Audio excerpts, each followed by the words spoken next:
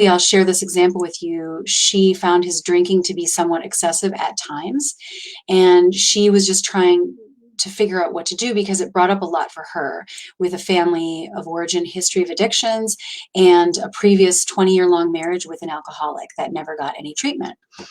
And so what she was really trying to do is stop trying to control the drinking, stop trying to monitor it, stop trying trying to stop some codependent patterns that she was in, and stay focused on what was healthy for herself and holding those boundaries. And that's what we were talking about.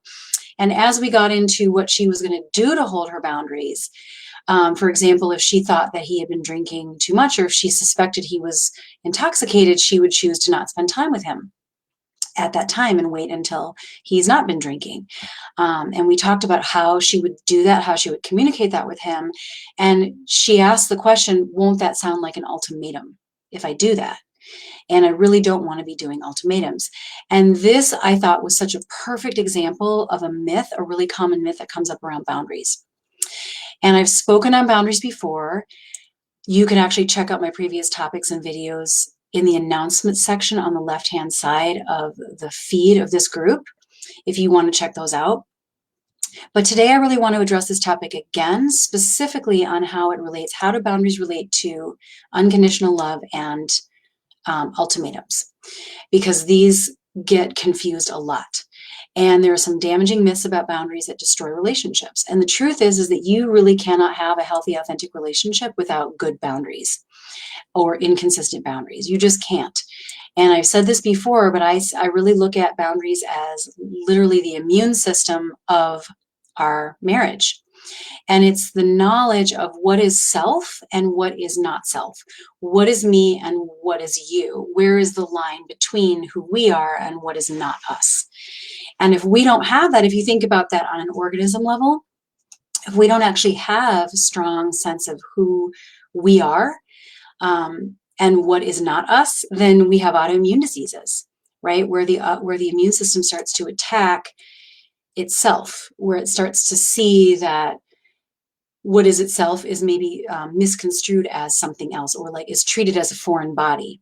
Or on the flip side, if lots of toxins come in the body and we have a weak immune system, we have weak boundaries, then what happens is, the system's not able to fight off the foreign bodies and we get sick. And it's the same with relationships. If we don't actually know who we are, and not only know who we are, like where we end and where another person begins and what our limits are, but if we also don't honor those by letting things in that are toxic or letting things out of ourselves that are toxic, then we cannot have a healthy connection.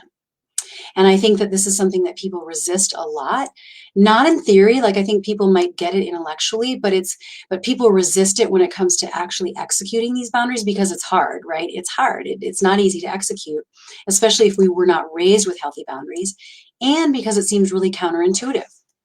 But one of the great ironies of relationship transformation is that the stronger the boundaries, the more consistent, the clearer the boundaries are, the deeper and closer the connection is between you and another person. So I want to talk about this today. I want to kind of break down the top 3 myths about boundaries, how they cause problems in relationships, and how to think of them instead, basically reconceiving boundaries so that you can get on board with executing. Now, I'm not going to be getting into the execution of those today, and that might be the talk of a subject of another talk, another time. But right now, I just want to get into how to think of these differently and breaking apart these common associations that we have with boundaries. So number 1, the top one is, I hear this all the time, is that boundaries are something that you set on another person. So for example, I'm going to set this boundary on my husband so he knows I'm not going to do all the laundry, right? And then they think that that means that your husband will automatically do the laundry. Or if I tell my spouse I don't like that, that's my boundary, you have to stop doing that. My boundary is that you may not do that. Then they will stop doing it because I've set the boundary. And that's only the first part. Yeah, you can set the boundary, which really all that means is communicating what your boundary is and what you want and what you don't want and what's okay and what's not okay, which is essentially what a boundary is. But that does not give you control over what they do. So they're still going to be able to choose what they do or not do. They could just decide to disregard your boundary. And so that's something that we have to remember, that communicating it is only the very, very first step in holding boundaries. Setting a boundary is communicating a boundary, but it is not determining what that other person is going to do. So what I tell people, a really good way of thinking about this is, you want to look at boundaries as something not that you set on another person, but that you are deciding what will you participate in and what will you not participate in. What are you going to do or not do to hold your own boundary, right? It's something that we stop doing, or it's something that we do differently in order to honor our own boundaries, because it's up to us to hold our boundaries. It's not up to us just to communicate them. It's up to us to hold them even after we've communicated them. And sometimes it feels a little bit like we're losing control by saying, oh, I can't control the other person. All I can do is just change my own behavior. And in a sense, it's true, because you're having less control, or, you're surrendering to the fact that you can't control what they do with that information. But in the end, you actually end up with more freedom, and you have more power than you realize when you start thinking this way. All of these other options and solutions and ideas for how you can hold your own boundary, and changes that you can make on your side of the street, become available to you that weren't there before when you were trying to set your boundaries on that other person. So that's the number one myth, is that you don't set them on another person. It doesn't actually give you any more control. It's a surrendering of control and saying, I'm going to stay on my side of the street. You're free to choose whatever you do, want to choose with what I tell you. And my power is then going to be in what I do or don't do. The number two myth is that if you set a boundary, that you're not unconditionally loving somebody. And there's this ideal of unconditional love in a marriage, right? That's what true love is unconditional love. And to be honest with you, I don't really believe in unconditional adult relationships. I think that if you really think about it, actually, you do have conditions in the marriage, right? For example, you might have a condition that if my husband were to ever abuse me physically or the kids, that I would not be able to stay in that marriage. Or you may think, you have this conviction that if she cheats on me and she keeps lying to me, and if she's not telling me the truth and she's sleeping around, then our marriage is over. That's not something that I will be willing to tolerate. And it's unromantic, but marriage is essentially, it comes with conditions. Like, it's an agreement that you enter into as an adult with another adult, and you get to decide what those conditions are. So think about that. If you already have conditions, what are your bottom lines? You probably already have some bottom lines already that seem really obvious to you.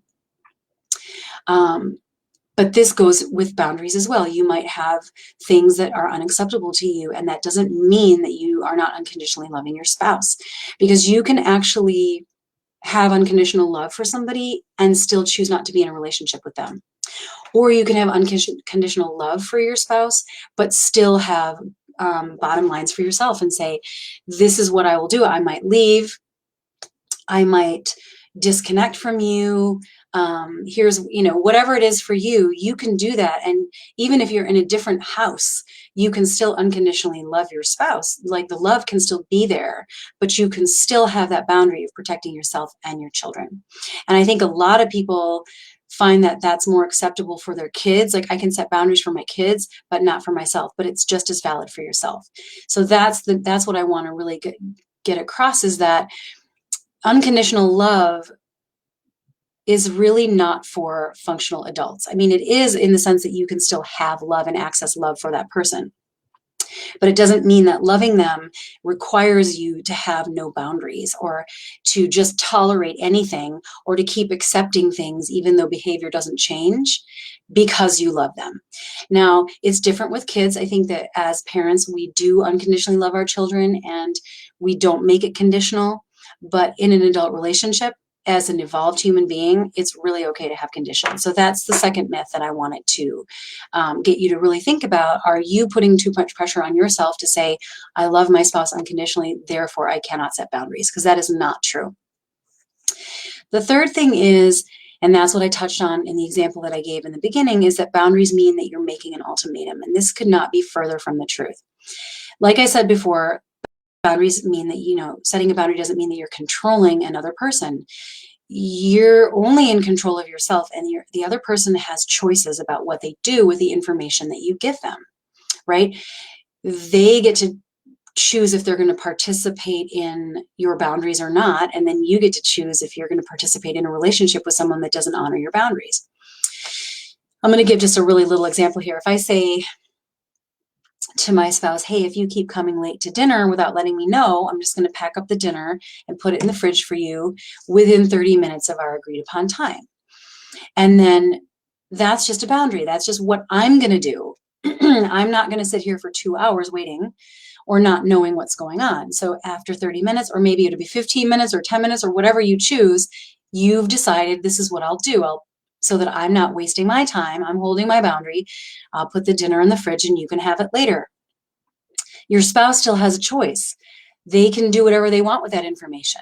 It's not an ultimatum. It's just what you're going to do. And you have every right as a grown-up to decide what you're going to do with your time and with your actions and with your words and with your children and with your house and your body. So I have a small example too. I have a friend that, this is just a minor example because boundaries obviously relate to just more than our spouses, but our friendships as well, and family members, extended family, siblings, cousins, etc. And I have a friend that is just chronically late, and it's not anything personal, but she just can't get to dinner on time. So I would be sitting in the restaurant just seething with frustration every single time this kept happening. And it would be like an hour, and she would text me and say, I'm running late, I'll be there in 15, and then it would be another 15, and then it would be another 15. And finally, I just decided I don't need to be mad. I need to just get control of myself. I know this about her. I know that this is very likely. What am I going to do about it? Because she's not going to change just because I told her that I was frustrated. She just, for whatever reason, can't get it together. So I just started to give her a 15-minute window, and I would leave after 15 minutes. And I was really nice about it. But after 2 times of doing that, she's on time. And now if she still couldn't be on time, that'd be fine. Then we would just have to talk on the phone or something. It's not like I'm not going to not be her friend. I still love her, but I'm not going to waste time in a restaurant for her anymore. And what I found is that when I held that boundary, I became less judgmental because I felt more empowered. I was able to be more generous with her and it's fine. I'm not going to hold it against you. People do the best they can. I still love this person. And I was actually a lot nicer to her as a result. And this is a good example of when you're strong in your boundaries, you're not resentful. And so then you can have a more generous connection with people. And then also that other example that I gave at the beginning, if she says to her boyfriend, I can't have out of control drinking around myself or my kids. So you can drink as much as you want, but if I feel like it's too much, if I hear slurred speech or if I see that it's too much, if I even think it's too much, I'm going to leave. And, no judgment on you. You're a grown person. You can do whatever you want, but that's what I'm going to do. And do you hear how that's not an ultimatum? That's not an ultimatum because she's not telling him what to do. She's not saying he has to stop drinking. She's not saying he has to limit his drinks to 2 or 3 or 1. She's not saying you can't drink when you know you're going to be around me. She's saying you're a free human being, do whatever you want, but here's what I'm going to do because I'm a free human being too.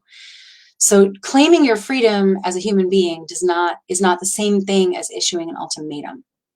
And that's the biggest distinction I want to get across. So if you're sort of on the fence and you're even considering leaving a marriage because there's below the line behavior, either infidelity or addiction, abuse, that kind of thing, then really think about this and understand that you are free to make your own choices just as they are.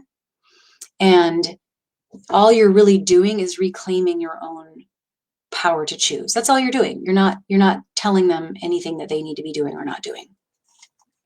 So it's very important how you say that to make that really clear. And like I said, we're not going to get into the how right now or the execution of that, but if you can just get that distinction in your mind, it makes it so much easier to execute. Now, I just want to touch on a couple things that I've noticed when these things come up. When people have these false associations and when these myths guide people around boundaries and relationships, several things go wrong in a marriage.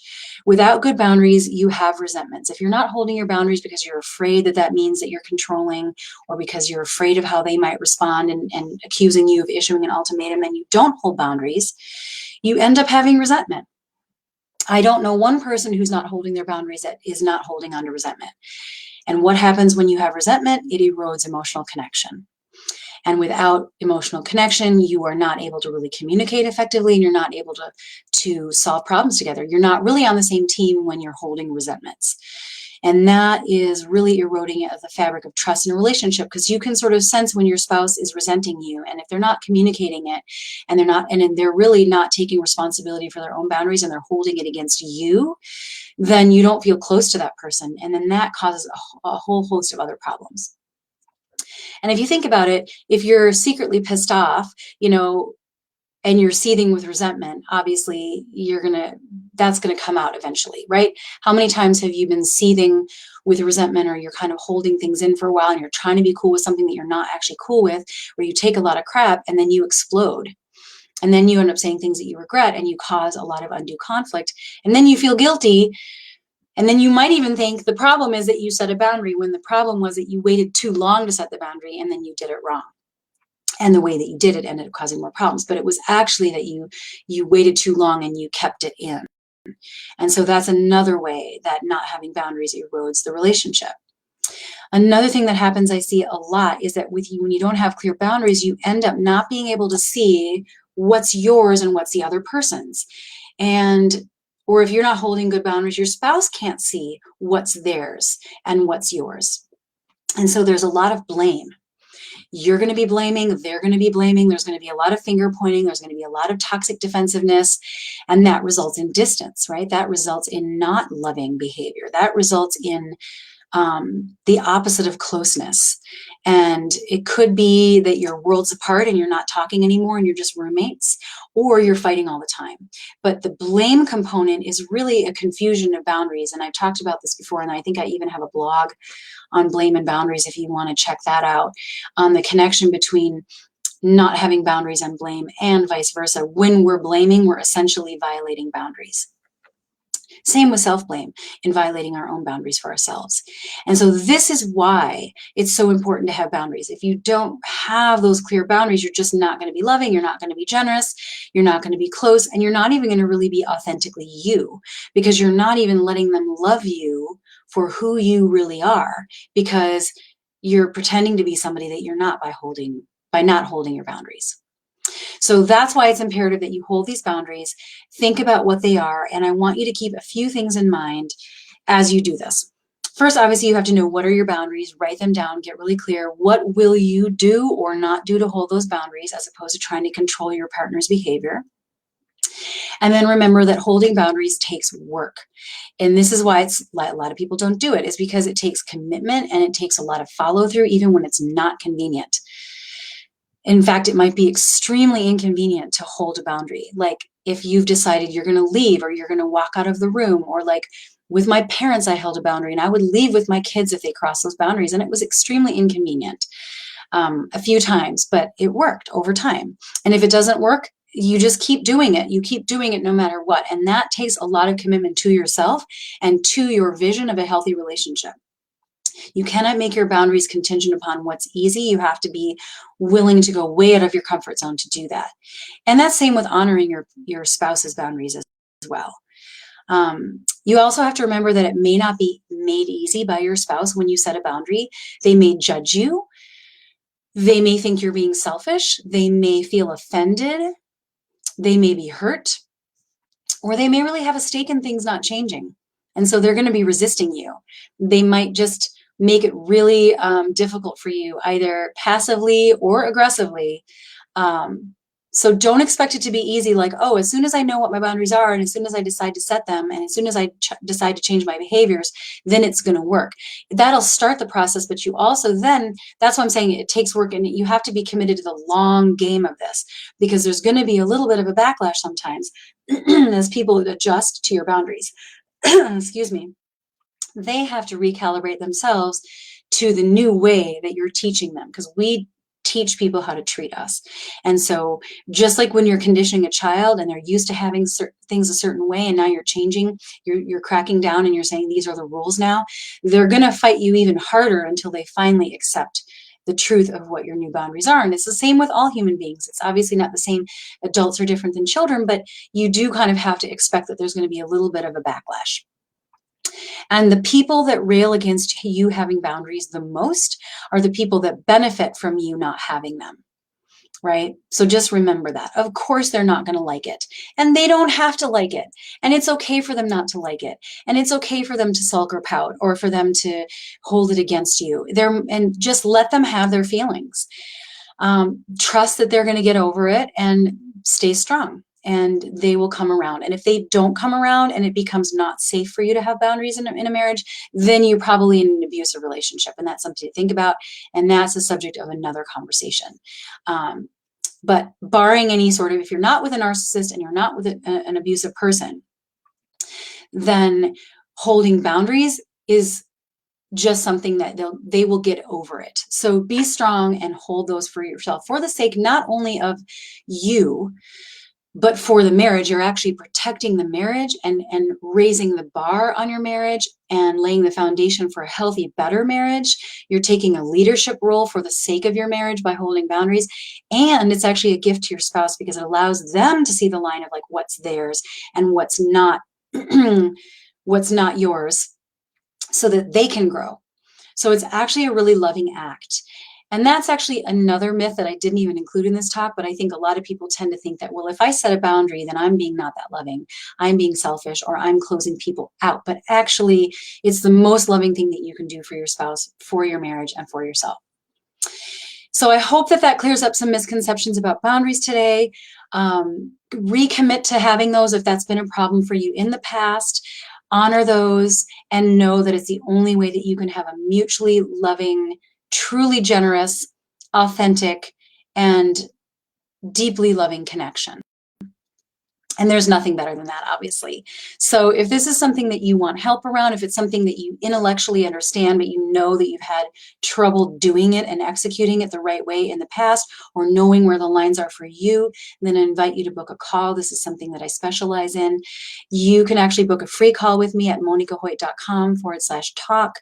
And what we'll do is we'll dive into the specifics of your dynamics and really look for where the boundary violations are within yourself and with your spouse, clarify some things that need to happen, and create a plan for you. And there's no obligation, it is free, but it will just help gain some clarity and uncover what the problems really are if you're confused around that. And if you have any questions about my talk, please put them in the comments below and I will answer them. And I'm going to have a look right now just to see if there's anybody that has any questions live. And if not, I will circle back. Let's see here.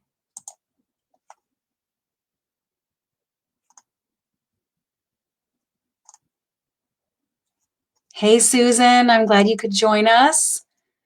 That's wonderful. I don't see any questions right now, you guys, but I'm available for your questions on this when you listen later on. And I will also post a link to book the call below. And with that, I hope you guys have an awesome day and good rest of the week. I will be back next Wednesday for another live stream, so stay tuned then. All right, have a good day. Thanks for joining.